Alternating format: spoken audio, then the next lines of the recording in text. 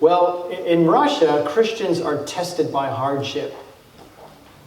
But in America, Christians are tested by our freedom.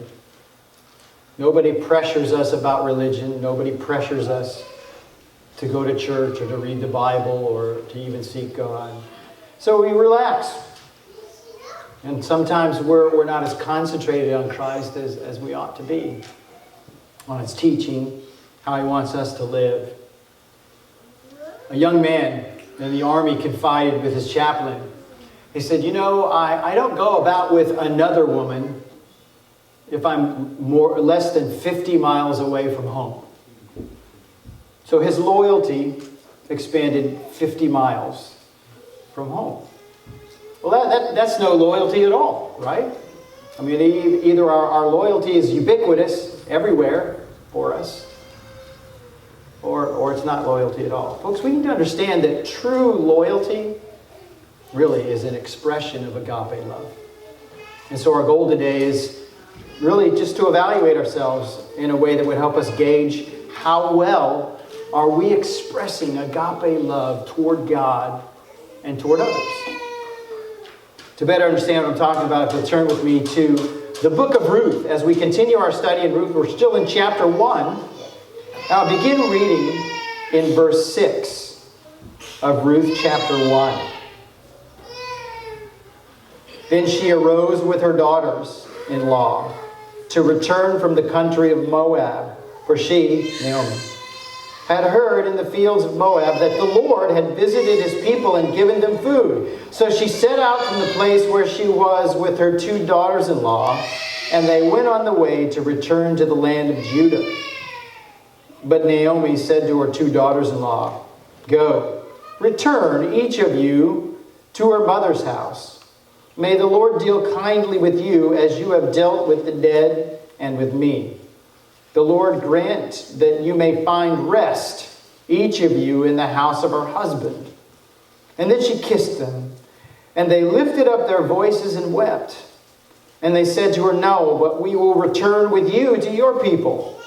But Naomi said, "Turn back, my daughters. Why will you go with me? Have I yet sons in my womb that they may become your husbands?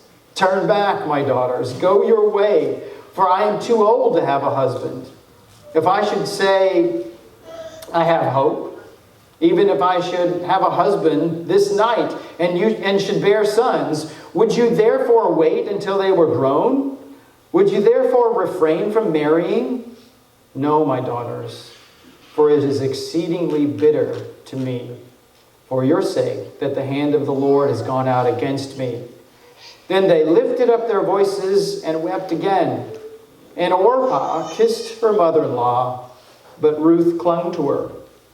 And she said, "See, your sister-in-law has gone back to her people and to her gods. Return after your sister-in-law." But Ruth said, "Do not urge me to leave you or to return from following you. For where you go, I will go, and where you lodge, I will lodge. Your people shall be my people, and your God my God. Where you die, I will die, and there I will be buried.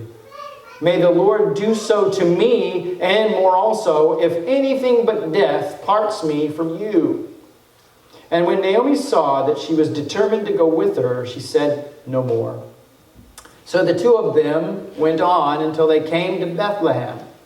And when they came to Bethlehem, the whole town was stirred because of them. And the women said, "Is this Naomi?" And God add His blessing to the reading of His word. Just to give us some context, notice at the beginning of the book, it says, "In the days when judges ruled." And so this is the period of Judges. And for those of us that have studied the book of Judges, we know that there's this downward spiral of Israel. And some of the things that you read in Judges is that there was no king in Israel. Everyone did what was right in his own eyes.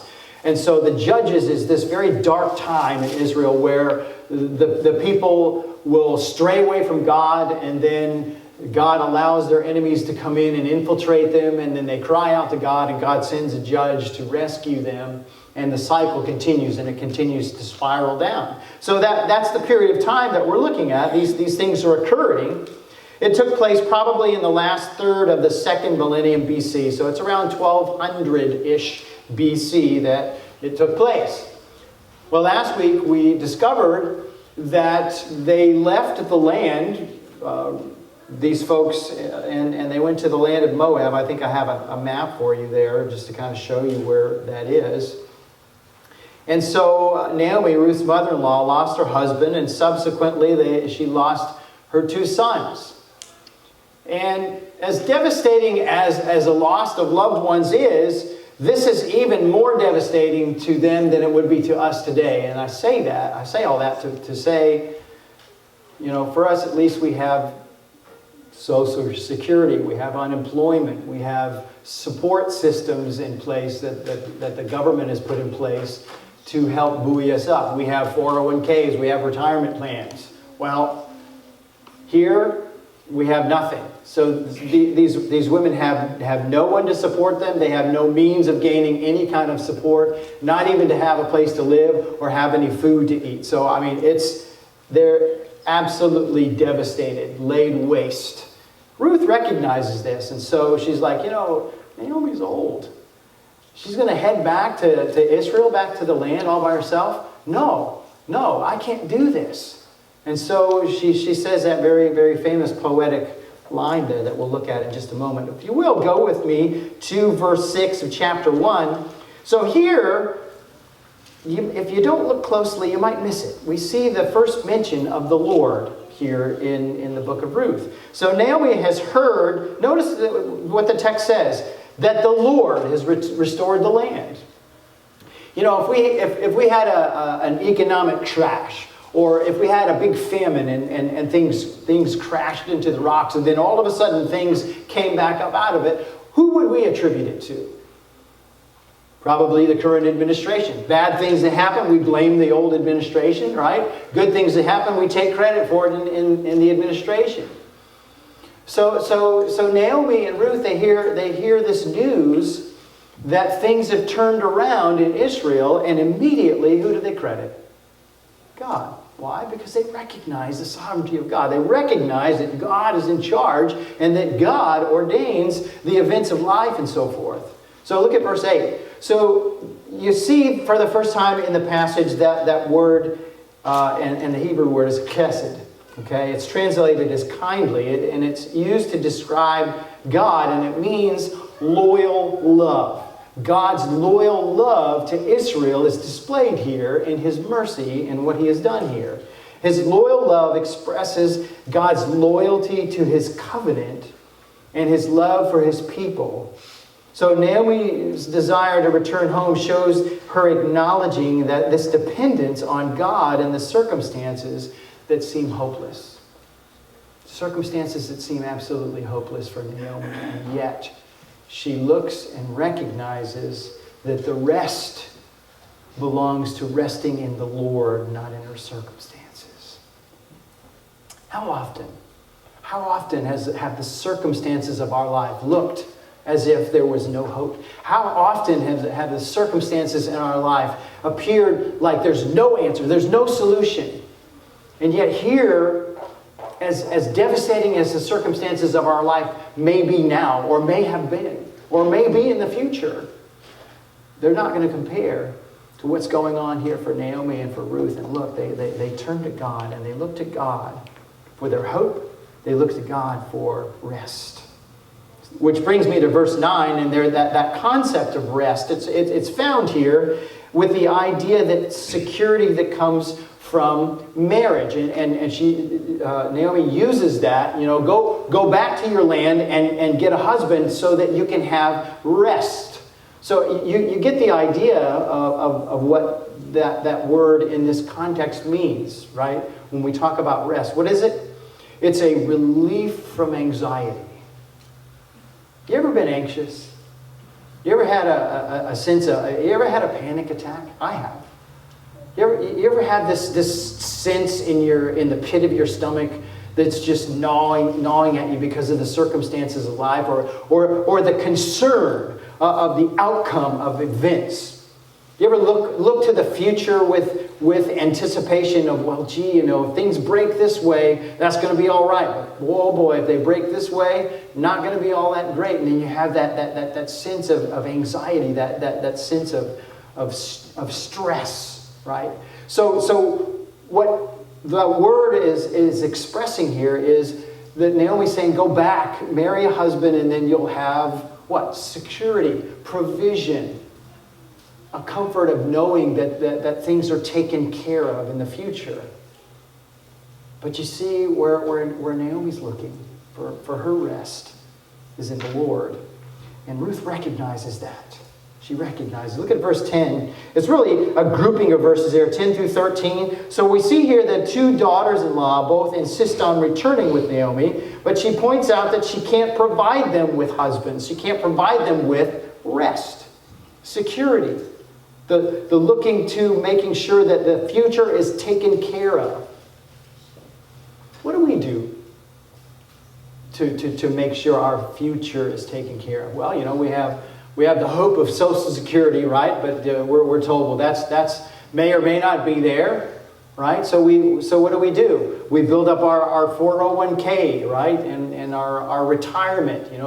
We take positions that have like a promise of retirement and a promise of enabling you to get a 401k. And boy, it's great when you get a matching 401k. A lot of companies will match your contributions and so forth. And we'll go in and we'll check those things online, see how they're going for us. Why? Because we're looking to the future to make sure our future's taken care of. So here we are. Look at verse 14. You see that comparison, contrast. Orpah and her response with Ruth. Orpah, she wants to stay, but then ultimately she gets convinced to go back. But Ruth, what is it? The text says Ruth clung to her. And the idea there is, it's one of these, this idea of resolve. She gives resolve that I'm not leaving you. Isn't that a great comfort when you have people in your life that say, I'm not going anywhere. Thick and thin, I'm here. I'm here for you. Isn't that a wonderful feeling? You ever had that? So Naomi has Ruth. Look at verse 15. So there's one more effort on Naomi's part to convince Ruth to return home to her people and to her gods. Notice she mentions that. Go back to your people. Go back to your gods. And Ruth is like, no, not going to do that. Not going to do that. So in this emotional, poetic response, Ruth commits herself to Naomi and ultimately to God. And I'm going to read it again for us here. Verse 16.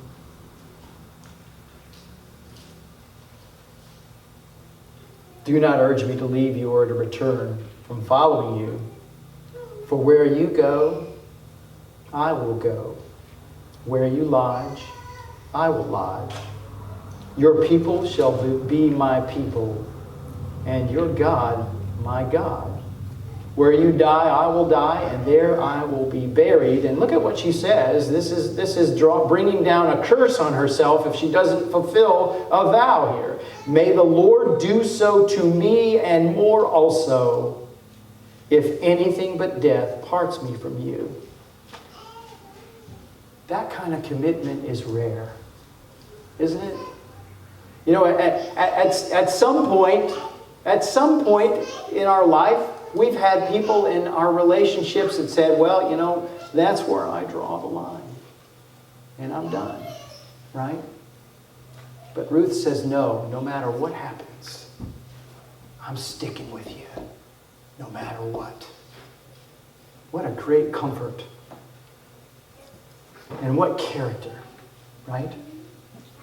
So Ruth is putting her trust, what? And her faith in God. In the God of Abraham, the God of Isaac, and the God of Jacob. She's placing her trust in God's rest, not the circumstances of life. Not in Social Security, not in 401k, not in the relationships in her life. Those people that we expect to fill that God-sized hole, right? She puts her trust in God. And then she realizes that without anyone to care for her, Naomi is done.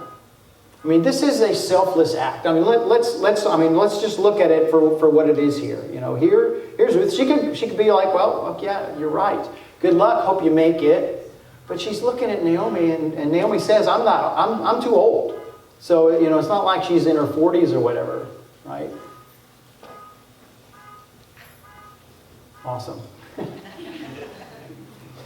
So Ruth recognized, man, Naomi's probably not going to make it. It's all good. That she's not going to make it back home by herself. So Ruth does this selfless sacrifice and this ultimate act of loyalty and selfless sacrifice. Just to give us an idea there, a counselor shared 2 weeks after I'd given up my stake to my wife, after burning the other one, I took my kids, Helen, 8 years old, and Brandon, 5 years old, to the Cloverleaf Mall in Hattiesburg to do a little shopping. As we drove up, we spotted a Peterbilt 18-wheeler parked with a big sign on it that said petting zoo. You ever taking your kids to the petting zoo? They love it. So the kids jumped up in a rush and asked, Daddy, can we go? Please, can we go? Remember that? Sure, I said, giving them both $1 before walking into Sears. They bolted away, and I felt free to take my time looking for a circular saw. Sound familiar? A few minutes later, I turned around and Helen is walking along beside me. I was shocked to see that she preferred the hardware department to the petting zoo. Recognizing my error, I bent down and asked her what was wrong. Listen to this. She looked at me with big brown eyes and said, sadly, well, Daddy, it cost $2 to get in. So I gave Brandon my $1. And then she said the most beautiful thing I've ever heard. She repeated the family motto. The family motto is, love is action. Love is action. She'd given Brandon her $1, and no one loves cuddly, furry creatures more than Helen. She had watched my wife, Sandy, take my stake and say, love is action. She'd watched both of us do and say, love is action, for years around the house. She had heard and seen love is action, and now she had incorporated it into her little lifestyle. It had become a part of her. So he says, what do you think I did?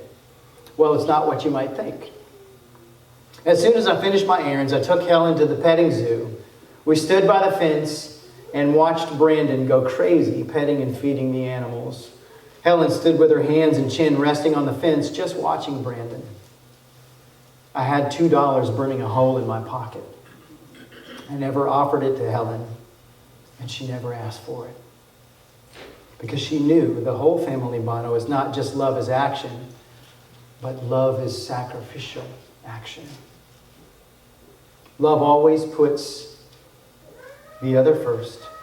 Love always pays a price. It always costs something. It's expensive. When you love, benefits accrue to another's account. Love is for you, not for me. Love gives, it doesn't grab. Helen gave her $1 to Brandon, and she wanted to follow through with her lesson.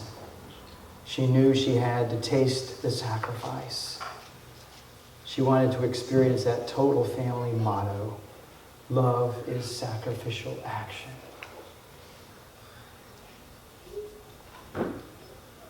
Most of you have heard of C.S. Lewis. Maybe you've read Mere Christianity. If you haven't, I highly recommend it. Here's a quote from it. Do not waste your time bothering whether you love your neighbor. Act as if you did. As soon as we do this, we find one of the greatest secrets. When you're behaving as if you love someone, you will presently come to love them. If you injure someone you dislike, you will find yourself disliking them more. If you do a good turn, you will find yourself disliking them less. Another story. Newspaper columnist and minister George Crane tells of a wife who came to his office full of hatred toward her husband. Said, I don't want to just divorce him. I want to hurt him. And so he says, here's my advice. Go home and pretend like you've rejuvenated yourself in love with him. Do kind things for him. Tell him how much you love him. And then after 2 months, drop the bomb on him and tell him you're going to divorce him, that you've just been playing. 2 months went by, he didn't hear back from the wife. 3 months went by, 4 months. And so he picked up the phone and he calls her and says, well, aren't you going to drop the bomb? Aren't you going to divorce your husband? And she said, heavens no. I've come to realize that I actually do love him. Her actions had changed her feelings. Motion results in emotion. The ability to love is established not so much by fervent promise as it is by repeated deeds. Maybe you've heard that phrase, fair weather friend. Very easy to be fair weather fans on our sports teams, isn't it? You know, if they're doing well, then hey, we're all in for them. So, some folks are not fair weather fans, though.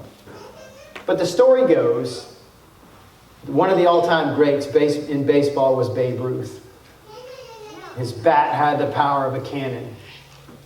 And his record of 714 home runs remained unbroken until Hank Aaron came along.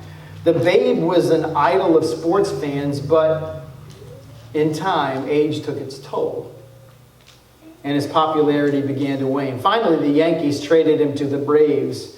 And in one of his last games in Cincinnati, Babe Ruth began to falter, and he struck out multiple times and made several misplays that actually allowed the Reds to score 5 runs. And as he started walking toward the dugout, fans started booing him and making catcalls and shaking their fist. But one little boy, this was the time where you get on the field, one little boy crawled over top of the gate and walked out on the field and wrapped his arms around Babe's legs and hugged him. And with tears streaming down his face, Babe picked up the guy, gave him a hug, and grabbed him by the hand and walked into the dugout.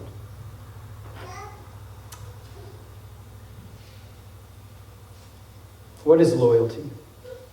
Well, my friends, it's love. It's love. Well, what is love? It's silence when your words would hurt. It's patience when your neighbor is curt. It's deafness when a scandal flows. It's thoughtfulness for others' woes. It's promptness when stern duty calls. It's courage when misfortune falls. So my challenge this week to you, my friends, is this. Simply love somebody. Love somebody. Will you do it? Let's pray. Father, thank you for this time.